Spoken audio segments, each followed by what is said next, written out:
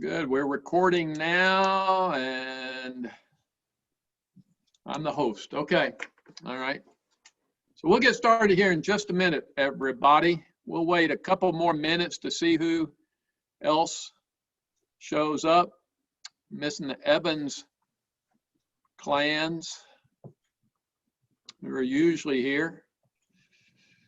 But we got Jim Fennell. We got Dennis and Donna coming home from Vancouver today. Okay, so they may not be here. Might not be, but then again, might be. Never can tell. What were they doing in Vancouver? Visiting Amy, Joe, and Andrew Okay. with Owen. Oh, wow. Yeah.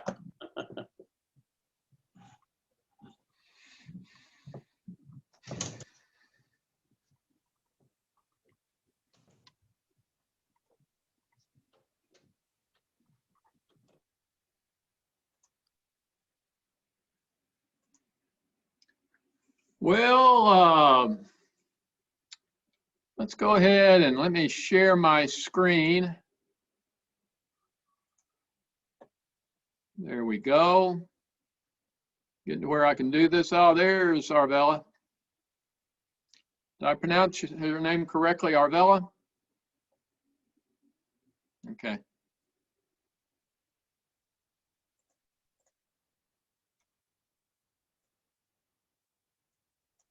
There we go.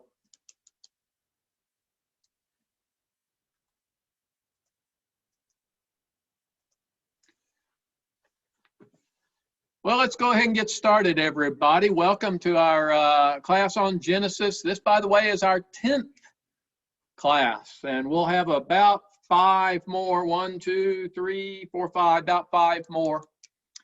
And so I thought I would, well, no, first thing I want to do to start out, I want to open it up the floor to see if anybody had any quotes from Jay that you wanted to talk about. There were a few there that I picked up on. Jay is continuing in Hebrews with his overall theme of restore. And did anybody come up with anything that they wanted to comment on? Or let Jay define even more or talk about even more? Yeah, I got the Wagners here. Let them in. Lauren and Alyssa are here. Anybody?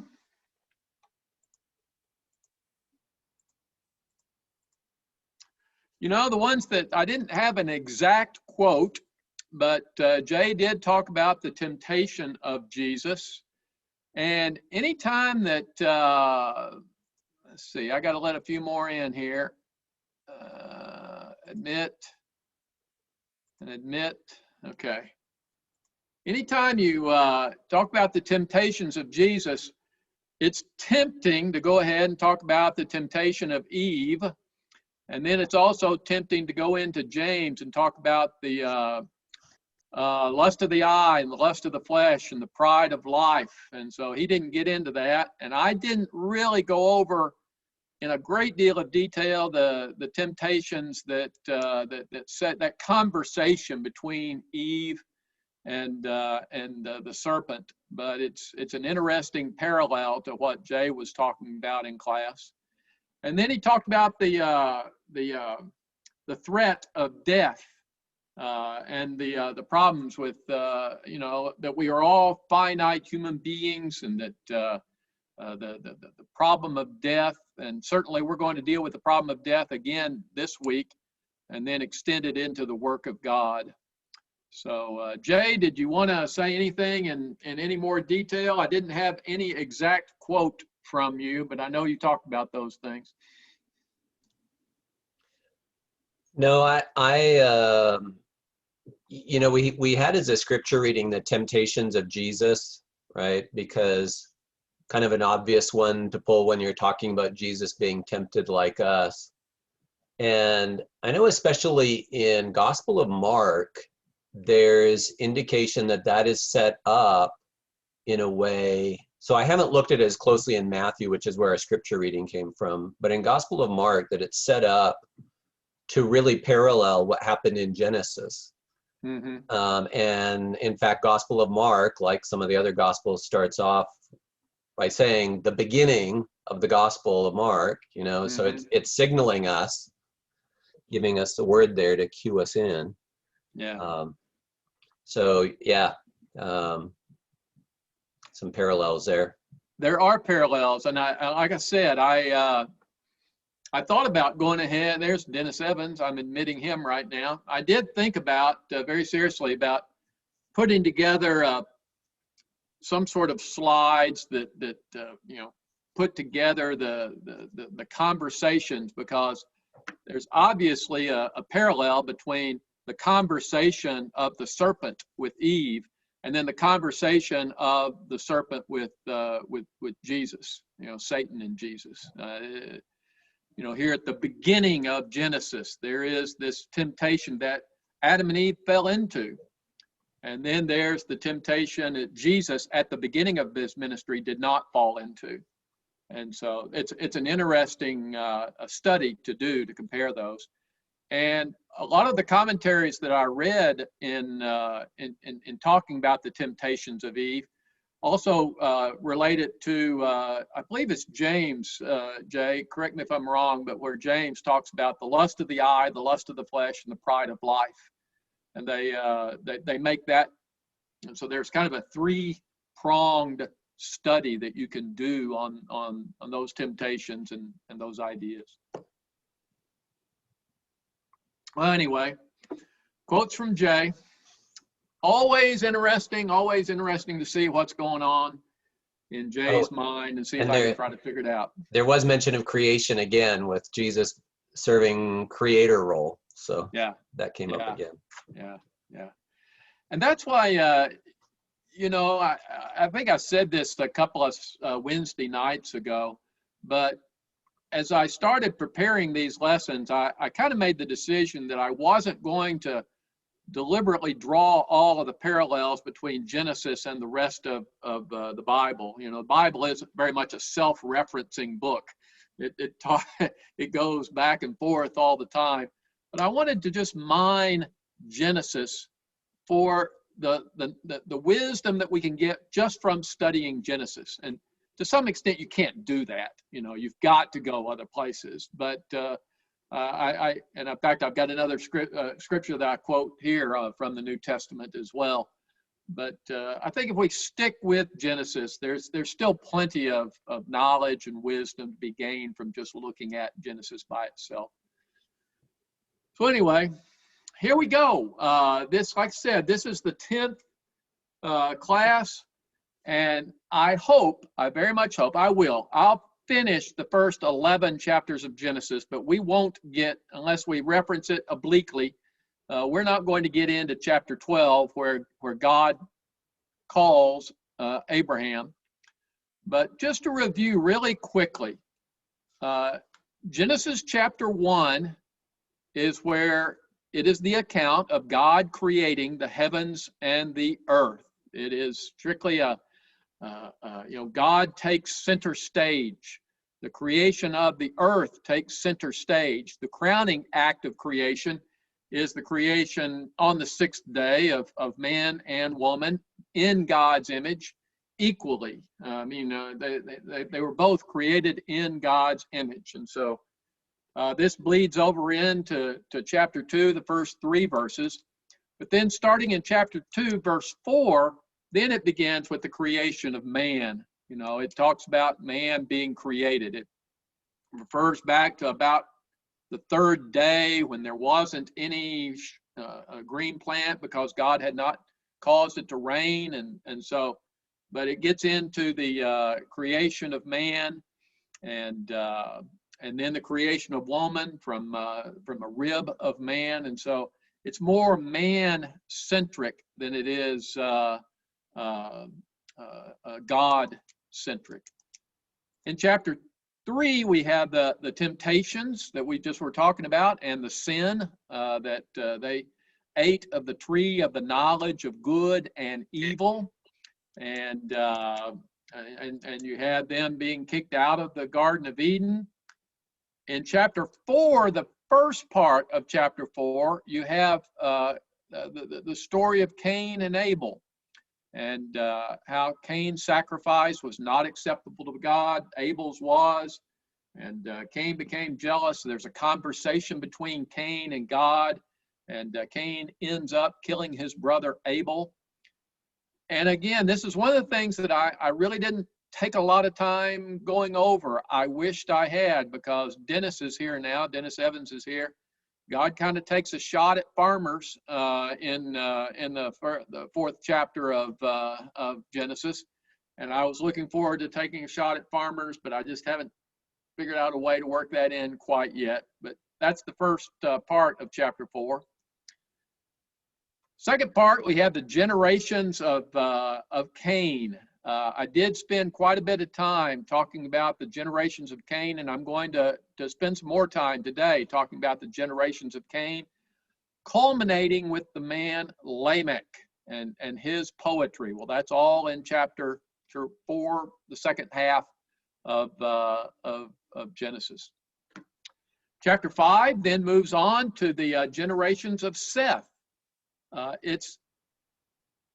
It's almost, I mean, the way that you kind of get into the rhythm of the language, it's almost as if God closes the door on the line of Cain. They are not heard from again. Of course, they all die in the flood anyway. And God kind of starts anew with the line of Seth. And of course, Moses does too, but everybody comes through the line of Seth because everybody else was killed in the line of Cain.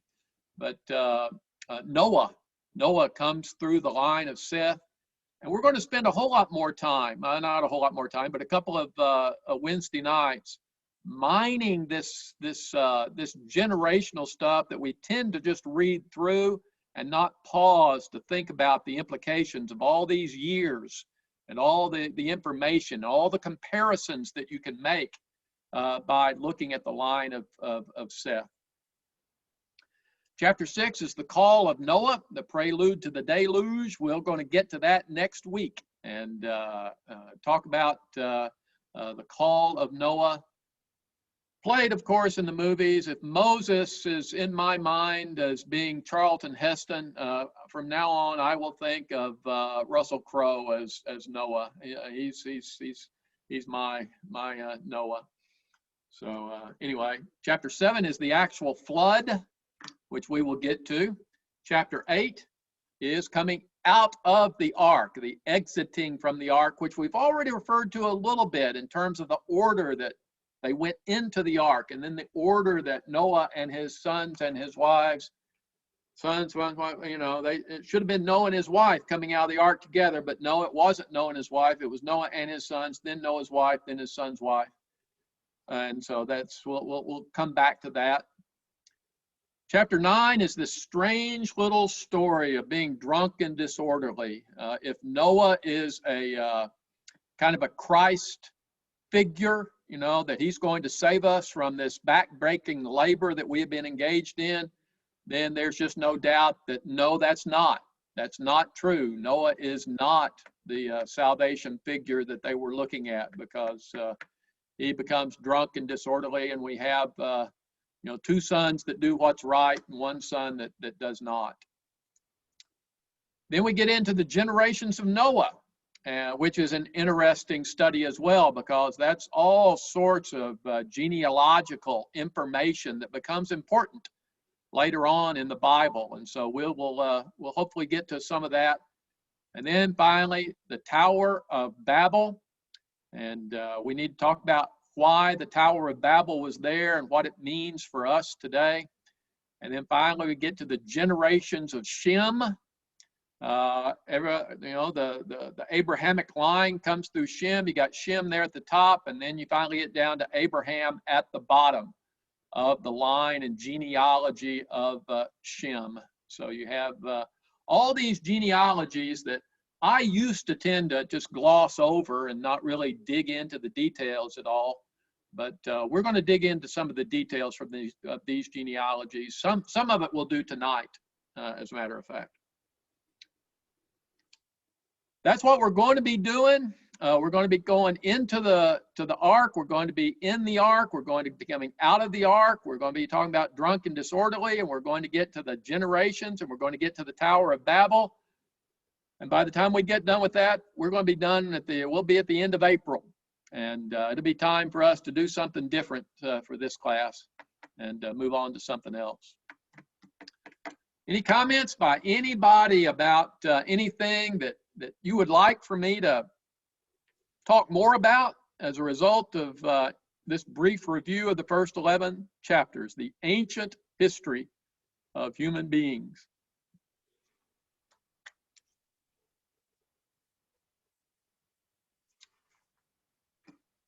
Hearing nothing, hearing nothing.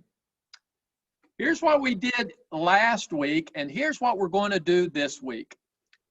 Last week, we primarily talked about the march of death, okay? The march of death, where God gave Adam and Eve the tree of knowledge of good and evil. He gave them the tree of life, and he said, don't eat that tree of knowledge of good and evil. Don't do it.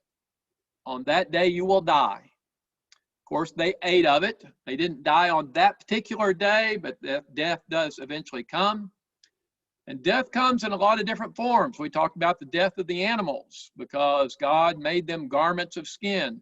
Some animal had to die unless God created those garments ex nihilo, which he could have done. We saw the death of a brother. Death comes not only to the animals, death comes to human beings.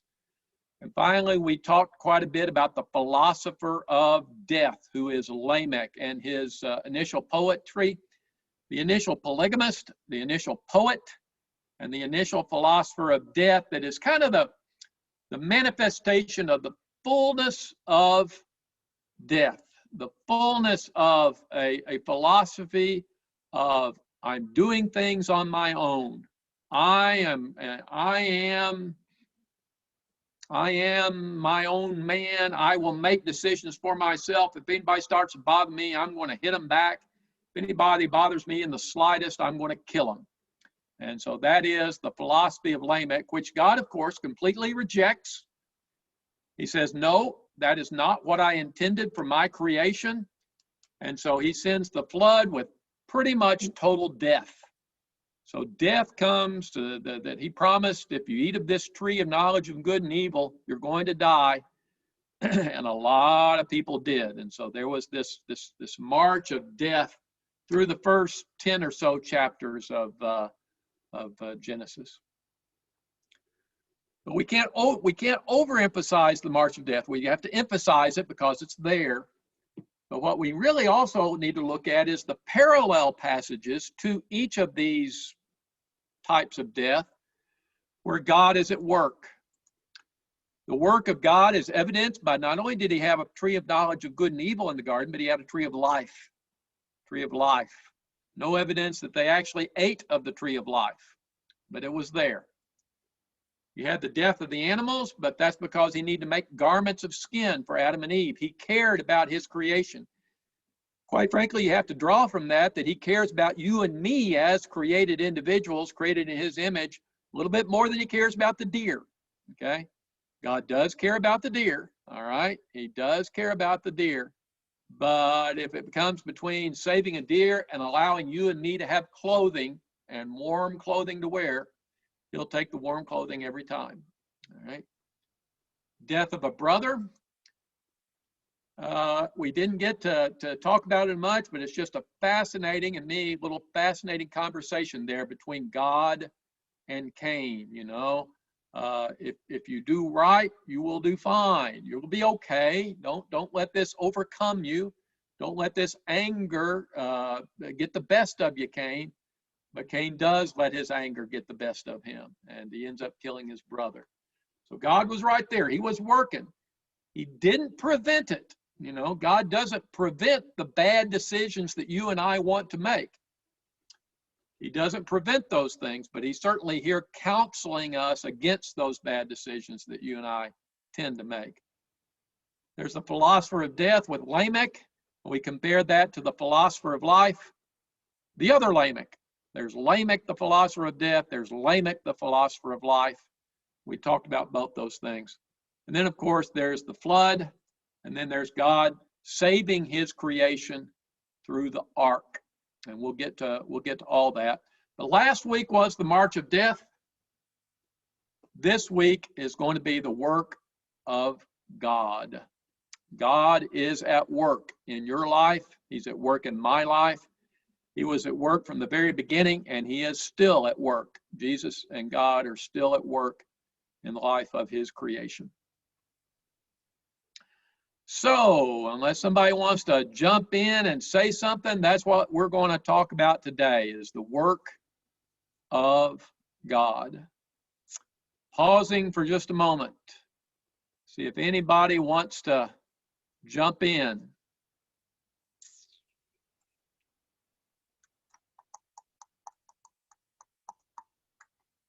All righty then. Let's talk about the work of God. Let's talk about God's work. First evidence that we have of the work of God is that on the seventh day, or at least one of the main pieces of evidence, is on the seventh day, God rested from his work. God engaged in the work of creating a place, creating the heavens and the earth. And the earth was the place that he decided to put you and me, represented by Adam and Eve from the very beginning. And then he rested on the seventh day. And then, of course, we have in John chapter 5, verse 17, that Jesus was talking to folks, and he said, "My Father is working still, and I am working." So what does it mean that God is at work? What does that mean? How does that compare to your work and my work? Well, there is a comparison here, but we need to think about it. We need to think about God's work versus the work that you and I do. First one that you want to think about is, it says in Ephesians chapter 2, verse 10, "For we are his workmanship, created in Christ Jesus for good works, which God prepared beforehand that we should walk in them." So in one sense, you and I are the workmanship of God. Okay, of course, that's referring back to Genesis when God created Adam and Eve. There's a difference, though, between God's work and human work. God is capable of working and creating something out of nothing. That's the ex nihilo philosophy that we talked about at the very beginning of our lessons. You and I can work, but we can't create something out of nothing. Only God can do that. We can create something out of something, but we can't create something out of nothing. And that's an important distinction that we'll delve into here in a minute. We can be creative. We can work. We can do things for ourselves and for other people, just like God has done things for us. And so this is what it means to be in God's image, I believe, but we are not God. God is all-powerful. God is transcendent. God is immanent. You and I are not. We are finite. So what I think we need to do is we need to expand our definition of work and what work means, and think about God's work and then think about our work. Okay, human work. We can't work as God works. You and I can't do that. It can approximate it, but it can't be that. You and I are finite individuals. Finite in the sense that we're limited to 24 hours in a day. Finite in the sense that we have to use the materials that are available to us at hand. God is not. God has an infinite amount of time, and he can create resources by speaking them into existence. And so while we can work, our work is fundamentally different from the type of work that God can do and does do. I think what we need to do is think about our work in terms of, and God's work, our work and God's work, in terms of exchange or reciprocity, to use the fancy academic term. We need to think about work in terms of exchange or reciprocity. And this is the only picture that I could really find of Dennis digging a post hole, because he talked about that last week. All right, it wasn't. That's not Idaho, but and that's not Dennis. But you got a man doing some work. We live, by the way, in an exchange-based monetary economy.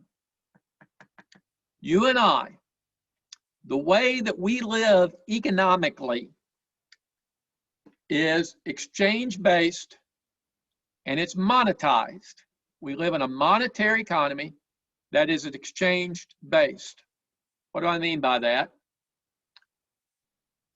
In exchange for our time and effort and ability and energy, in exchange for all the assets that we may or may not have very much of, but in exchange for our time and effort and energy and ability, we receive a salary. Usually in terms of money, it doesn't have to be, but we receive a salary. For example, use my favorite example, which is me, okay? You think of you, I'll think of me and use myself as an example. You know, about this time last year, I got notice from Concordia University in Portland that it was shutting down and I would no longer have a job. I would no longer have work to do at Concordia University. I could no longer exchange my time with Concordia University and receive a salary in return. So I got on the internets and I got looking, found this job at the College of Idaho, sent in my application to the department chair, said, I'm the guy you're looking for, all right? I am the person that can do this job. And we did all the interviews and all that sort of stuff. And I remember the day I was standing in my office at Concordia, I believe, I'm pretty sure. Standing in my office, Concordia got a call from the provost and he said, David, you're the to do this job. And I said, well, thank you. And he said, here's how much we'll pay you. I won't say how much it was. He said, we need you to teach economics. We need you to teach accounting. There's 3 classes in the fall, 3 classes in the spring. And then you've got it says my internet connection is unstable. Can y'all still hear me? Okay, all right. And he gave me a salary. And I said, I'll take it. I'll take it. And then I went, called Lori and said, we're moving to Idaho. Get your bags packed. And I'd already discussed it with her. She knew I was going to accept it, by the way. But that was an exchange. We agreed to it. He said he would pay me this much, and he told me when it would start, and he told me when I had to start my classes, and there was a trade. It's an exchange that takes place, and it was in terms of money. Of course, what I do now is, after I get paid at the end of every month at College of Idaho, Lori and I turn around and we take that money that we have earned, because she's teaching classes now too, and we exchange it for food. Lori and I went to Costco this afternoon, okay? It's dangerous to go to Costco, because you plan on getting 3 things, so you come out with 15, okay? Plan on spending about $75, you end up with 225, something like that. I threw the receipt away. But we exchange it for food, we exchange it for clothing, we exchange it for shelter.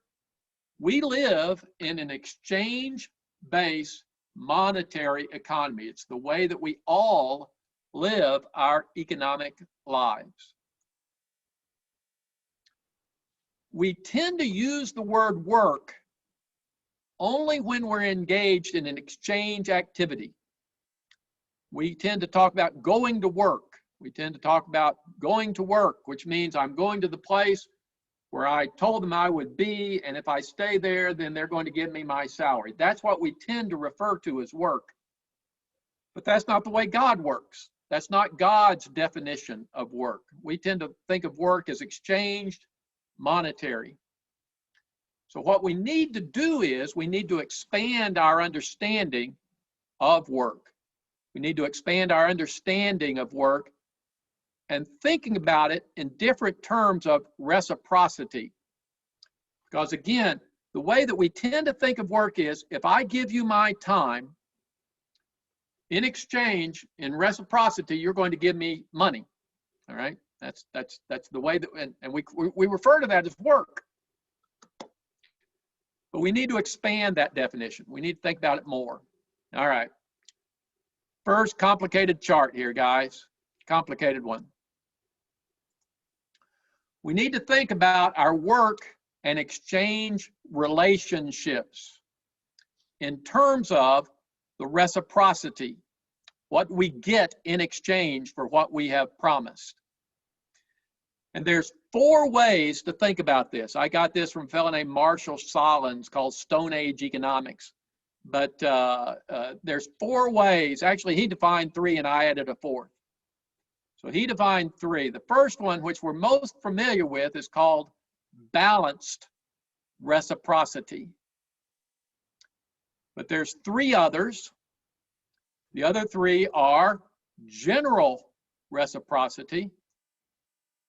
Then there's negative reciprocity. And then there's zero reciprocity. All right. Stick with me on this one. It's going to make sense at the end. All right. We can think of 4 different ways of exchange or reciprocity, what we get in exchange for our time and effort and labor. I want to first define what each of these 4 things mean, or actually I'm going to take one column at a time. I want to talk about, okay, let's talk about it right here. What does it mean then to have balanced reciprocity? Well, a balanced reciprocity is where you negotiate the exchange before agreeing to the transaction or to the exchange. You negotiate what you're going to get before you commit to what you're going to give. Again, this is what I agreed to with the College of Idaho. I said, if I give you my time, my labor, my expertise, I'm going to teach 3 classes in the fall, 3 classes in the spring, 3 classes in the January or May term, or excuse me, 1 class in the May term. Jim will correct me on that one. I 3, 3, and 1. That's what I agreed to. 3, 3, and 1. And then I'll serve on committees. I'll do other stuff as well. And then in exchange, the reciprocity, what I'm coming back to me is the salary that I'm earning right now. Okay. And we negotiated that ahead of time. It was very clear to me what I was going to be receiving. It was very clear what I was going to give. I'm going to give this. I'm going to receive that. We have both agreed to it. We both said that was fair enough. I'm not going to complain about it because I agreed to it. They can complain about it if I'm not doing what they wanted, but we agreed to it. That's balanced reciprocity. Is it voluntary? You bet it's voluntary. Neither one of us were under coercion. Neither one of us were required to engage in that transaction. They could have offered it to somebody else. I could have turned them down, but we didn't. We both agreed to the transaction. It was voluntary on both sides. Of course, some examples of this type of thing is most any business transaction that you and I engage in. This is what we usually mean by work, a form of balanced reciprocity, or balanced in the sense that we both agreed to it. We both thought it was fair. It was at least fair enough, if you've ever heard that term. It was fair enough that we would both agree to it. And most of our business transactions are that way. I didn't have to go into Costco and spend $225 this afternoon, okay? No one forced either one of us into this transaction. But we both agreed to it, and we've now got a bunch of stuff in the refrigerator and other places that we got out of Costco. Fine. fine, fine. This is the one you and I usually mean by work. But there are two others. I want to talk about general, I want to talk about negative, then I want to talk over to zero. Next, let's talk about general reciprocity. General reciprocity is where you give something, but only in a general way, only hoping or expecting some sort of return, some sort of something in return. The exact terms are not agreed to, the exact thing is not agreed to ahead of time, but in a general way, we are expecting some sort of return. Now, this is also a voluntary relationship. It's voluntary on both sides. It's just that the terms are not clearly defined. Anybody got any idea what I'm talking about here? Anybody got any idea what I'm talking about in terms of general reciprocity? Preaching. Preaching? Yeah. Preaching would be a good one.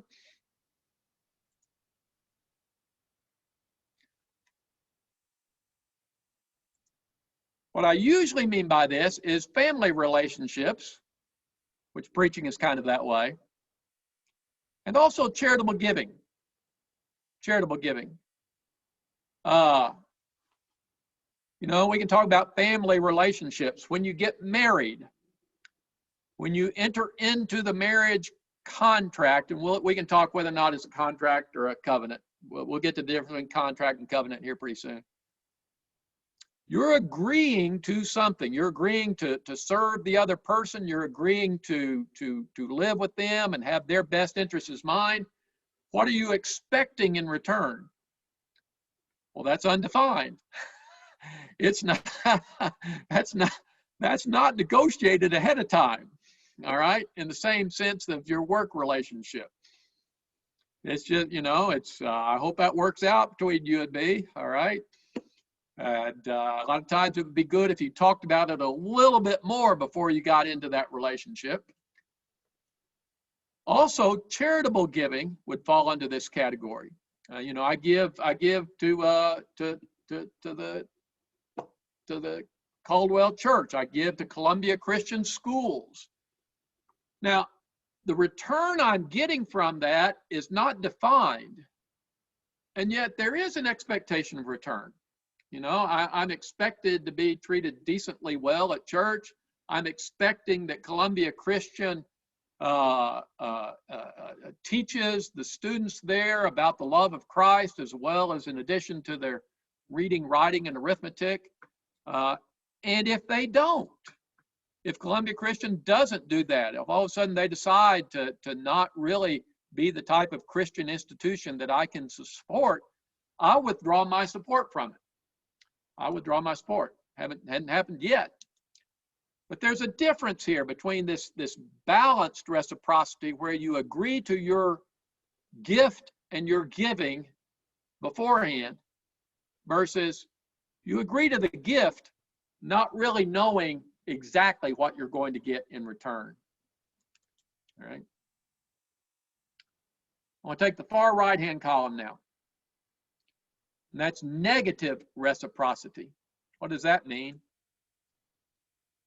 Well, that's not really an exchange. Negative reciprocity is when something is taken from you against your will. You don't agree to this one. That's not voluntary. It's not voluntary. It's where you end up giving something, but it's not really a gift. It's not the giving of your time when you get a salary in return. It's not the giving of your gift when you expect some sort of nebulous return in effect. It's where something is taken from you and you just don't get anything in return, or hardly anything in return. What am I talking about there?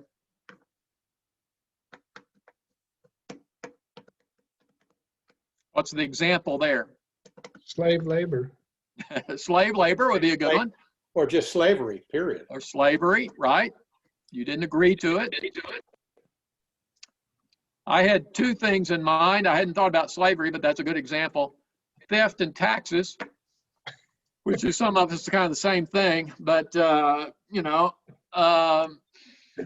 you don't really agree to this thing, especially when it's a theft. You know, somebody just comes and steals stuff out of your garage. You probably don't need what's in your garage anyway, but that's why it's in the garage. But you know, they came and take it. They didn't ask. They just came and took it. Or I look at my paycheck from College of Idaho, and it's about 70% of what I agreed that I would work for, and that's just the state of Idaho and the federal government just taking it. I don't really have a choice in that. It's just something that is taken. All three of these. David? Yeah, go ahead. Well, I just wanted to say, in your example there, theft and taxes, aren't taxes more like a general? It could be, yeah. It's not voluntary though. You know, taxes are not a voluntary transaction. I'm sorry, I didn't hear you. On the negative side. It's voluntary in the sense that I live in the United States on a voluntary basis, you know. Could move to Canada, but who wants to do that? And you know, it's fun. You can there's very few people you can make fun of anymore except Canadians. Okay, Canadians are still a open game. All right, they're just friendly people. They smile when you make fun of them, and they just gotta laugh and move on. Don't say that around India. She plans to move to Canada. That is her life plan. So they're very friendly people. I have had a bunch of students from Canada, and you can still make fun of them, and they just sit there and smile. You know, yep, I'm from Canada. You know. All right. We can massage some of these categories a little bit, but these are the three general categories that we fit into. Now we need to take it all the way over to the other side. We need to talk about zero reciprocity. Yeah. Zero.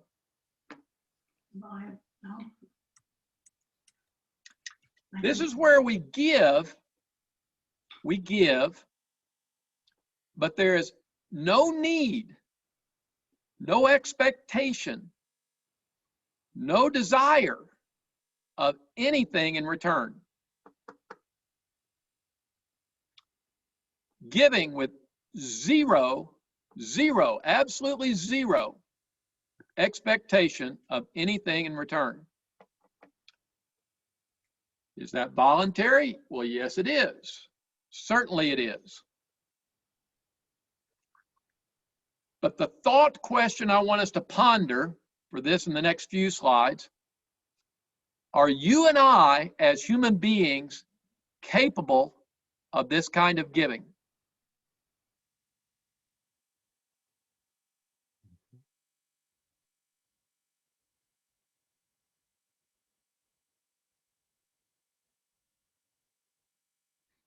Yes. You think so? What would be an example, Lauren? In Luke, we're told to give without expectation of return. So Yep. I guess I wouldn't guess that the Lord would have us or ask us to do something that we couldn't do. Good, good. I had not thought of that scripture. Thank you for that one. I think we do that as a parent. Are we capable of it though? Right, that's the ticket. It's yeah, I mean I can hope that I wouldn't have an expectation, but I can't ever really say that there's not a hidden desire in there. Yeah. But at least I know it's on my side. I can do something about the disappointment. The disappointment isn't because you did a thing, it's because I thought you should have. Yeah.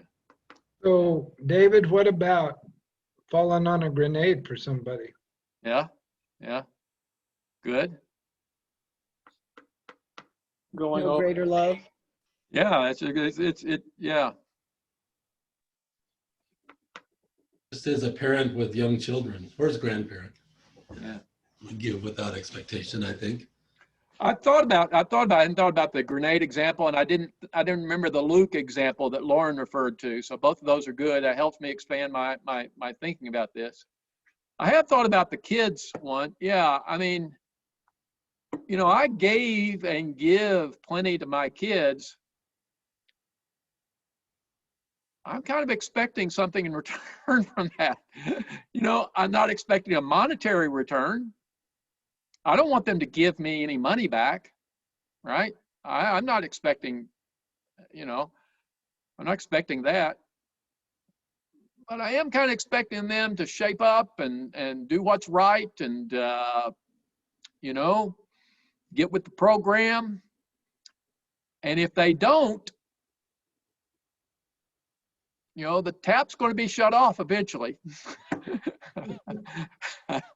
It will get shut off. I mean, I remember distinctly having the conversation with my daughter about her sophomore year of college. And my daughter played basketball for Harding. She got a full ride, and so I forget the exact amount, but I think it was around $100 a month that just went straight out of my checking account into hers, you know, automatic draft. The number may be off. It's been so long ago. But I remember having the conversation with her sophomore year. I started out by saying, you know who puts money in your bank account right now, don't you? And she said, yeah, yes, you do. Okay. You know how long this is going to last, don't you? Well, I figured you would till I graduated. Yes, good. Okay, we're on the same page so far. Okay. Who's going to put money in your bank account after you graduate? Well, I guess I got to get a job. Okay. I'm glad we're tracking on this thing. I really am happy that we are doing this. But I was happy to give to her as long as she was playing ball and making grades. All right, that didn't bother me a bit. But the spigot gets turned off. The spigot does get turned off, even for kids. I didn't thought about the grenade example, but obviously what I want to do now is let's ponder this thing that only God can give with no need, expectation, or desire of return. All right. I'm trying to set this thing up to get us to think more about, here's our work over here in the three right-hand columns. And here's God's work. God's work is different from ours. And so we as human beings do contracts. We do contracts. A contract's an agreement of equal parties. Equal at least in the sense that both of them are free, uncoerced, can sign on the contract or cannot sign on the contract. You have that choice. We do this because human beings are finite. We are limited in our time. We are limited in our resources that we can draw upon. At the same time, the two parties to the contract have different talents and abilities and resources. This idea of limits and difference is the foundation for economic exchange. There are services provided by both parties because both parties are different. And both parties expect to benefit from the contract. That's why we enter into contracts. I enter into a contract because I'm getting something out of it. I'm putting something into it, but I'm getting something out of it. All right? I'm getting something. We do contracts. We do this type of work. God doesn't do contracts. God does covenant. God does covenant. God doesn't do contracts. God doesn't need a contract. He doesn't need anything from you, right? God is infinite, transcendent, immanent, all right? All these things that we have been talking about. He really needs nothing from you. Need in the sense that you and I think about need. I need food, so I'm going to Costco. I need supper, so we went to Chick-fil-A, you know. I needed something from Chick-fil-A or wanted something from Chick-fil-A. God doesn't need anything. I mean, God and Jesus and the Holy Spirit, they are a unified whole. They are perfect love within and of themselves. They don't need this thing. They don't, you know, what could you give to God that he needed when he created everything out of nothing anyway? All right. So there's got to be a difference here. What is this difference between contract versus covenant?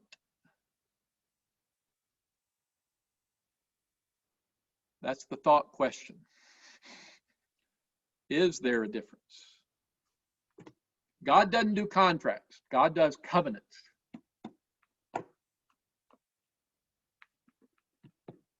Well, contracts. Was someone else talking? I'm sorry. No, go ahead. Go ahead, Lauren.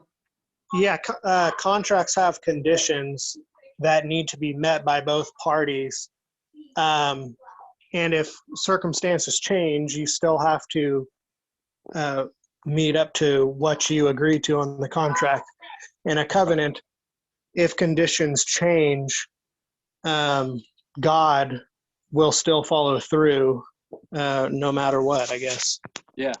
That's good. That's good. Yeah. A contract is between two human beings, you know.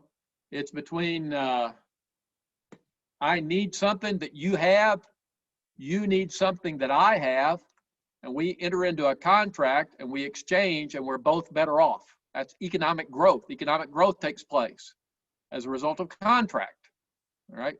Exchange. But covenant's not really an exchange. It's not really a contract in that sense of the term, right? We'll get into this because, of course, God does make, in the first 11 chapters, God makes a covenant, the first covenant with all of humanity. His first covenant, his first covenant is with all of humanity. And then he gets into chapter 12 where he makes a covenant with just Abraham, all right, with just Abraham. So God does covenant. He doesn't do contract. So God and reciprocity then. I've already kind of answered this one. Does God need anything in return for his work? No, he doesn't. This is the thing. God doesn't, you think about it, we're building on something here.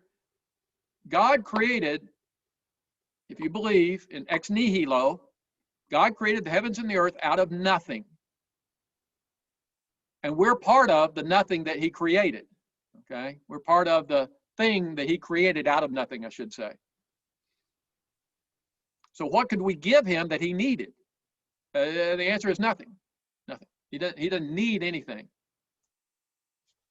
Does God expect anything in return for his work?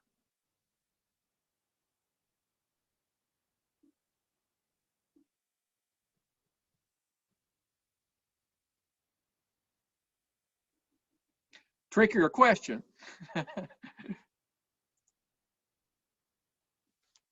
Or maybe this one.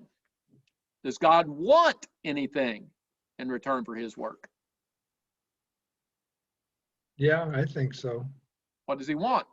He wants your allegiance, our allegiance, And why? Why does he want that? because it's good for us. Yeah.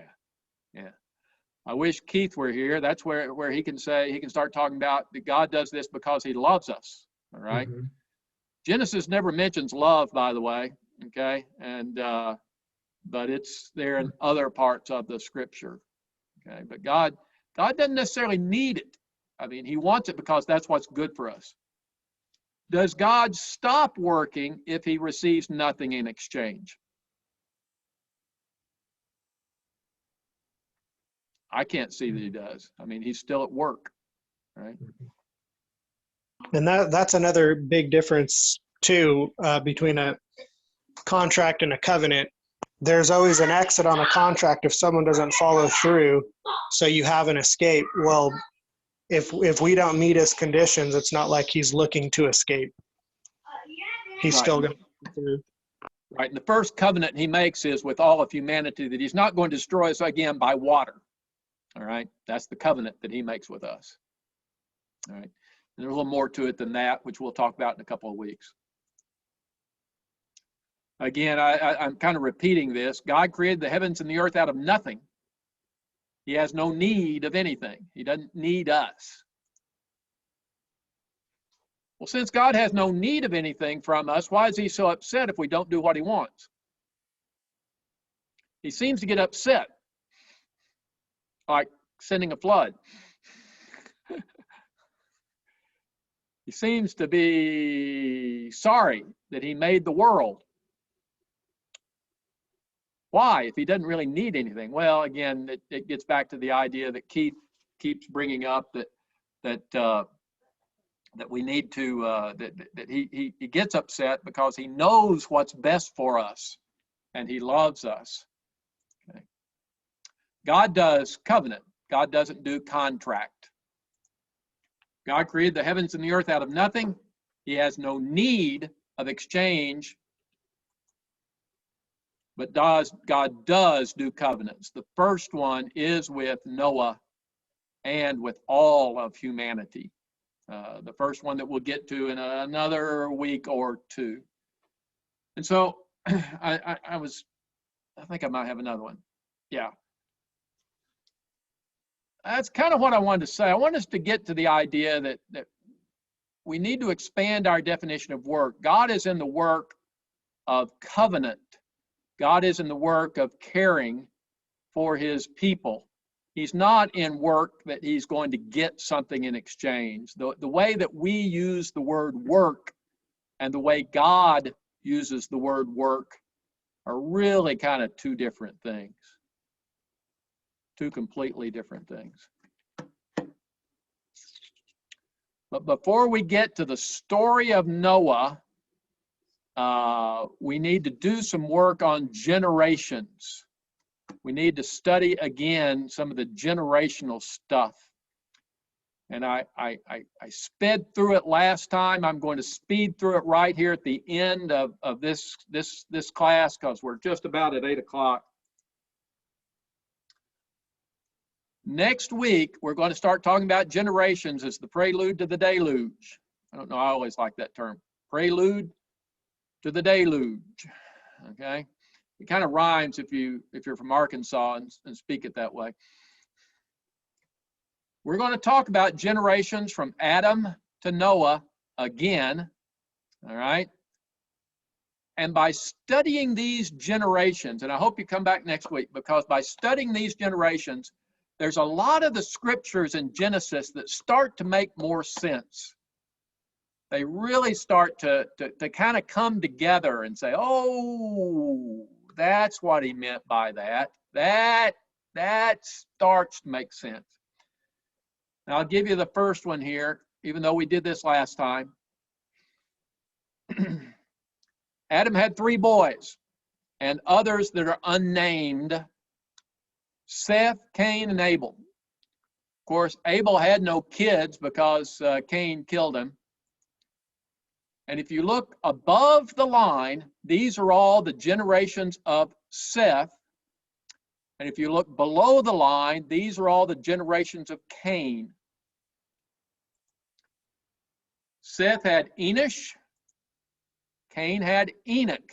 And if we have time, and I hope that we do, I'm going to talk about Enoch. I'm from the line of Cain. Enosh had Kenan. Enoch had Irad. Kenan had Mahalalel.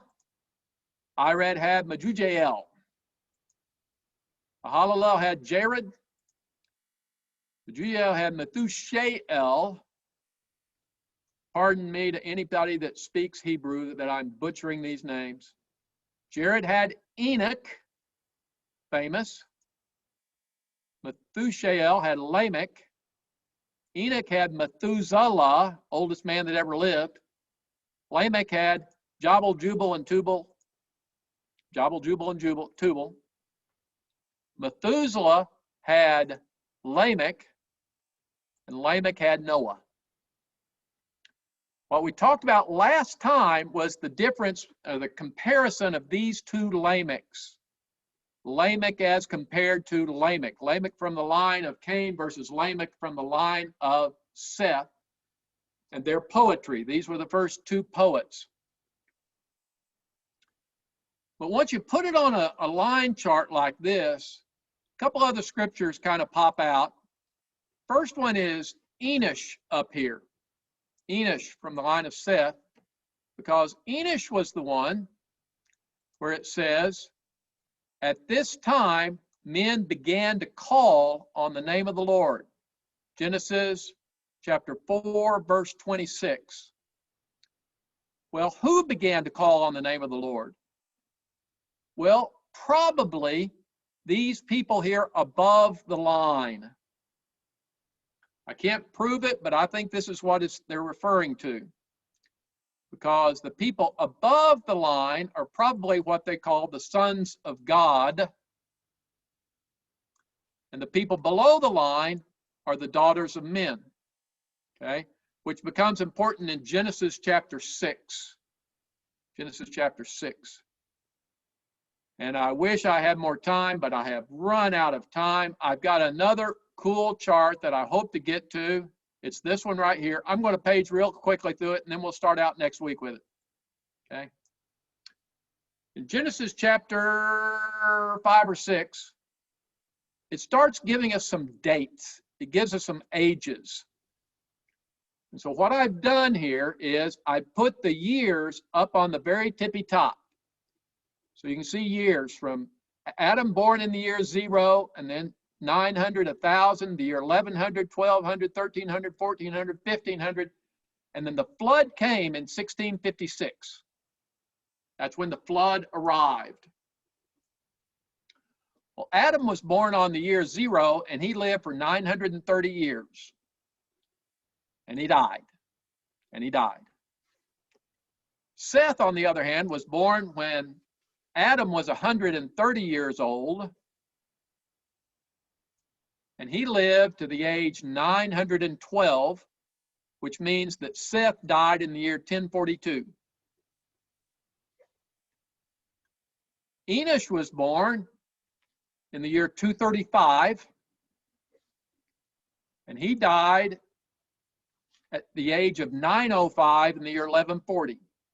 I'm just taking the numbers out of Genesis, just taking the numbers. Kenan was born in the year 325. He died at age 910 in the year 1235. Mahalalel, born in 395. He was just a pup when he died, 895 years old in the year 290. Jared was 460. He lived all the way to the year 1422 at the age of 962. Enoch, of course, was the man that did not die. He walked with God and God took him. He died in the year 987. Or didn't die, he didn't die. He was taken in the year 987 at age 365. Methuselah, oldest man that ever lived, he died in the same year as the flood. Don't know if he died and then the Lord sent the flood, or if Methuselah died in the flood. My personal favorite explanation of that is Methuselah died and then the Lord sent the flood. But we don't know. We don't know. Lamech died at age 777. Noah was born in the year 1056, and he was 600 when the flood came. We're going to study this a little bit more, but what I find interesting about this is that Adam died at the year 930. Noah was born in the year 1056. Noah was the first person who could not have known Adam in person. Noah is the first person in the line of Seth that could not have drug his boys up and said, let's go see the old man. Okay? Let's go talk to the old man about what it was like in the Garden of Eden. All right? Let's go hear some of his stories again. All right? Couldn't have done it. Lamech was the last man that could have done that. All right?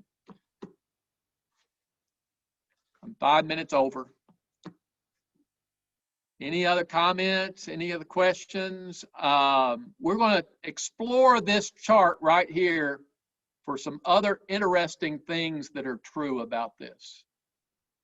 And look at Seth and Noah and Enoch and chapter 6 about the sons of God and the daughters of men, why God limited it to 120 years after all these old men living for such a long period of time. What it means by my spirit will not abide in them forever. A lot of that stuff in chapter, it's kind of an oblique thing in chapter 6, becomes more evident that this might be what he was talking about in chapter 6. But you're going to have to come back next week. That's the best tease I can give.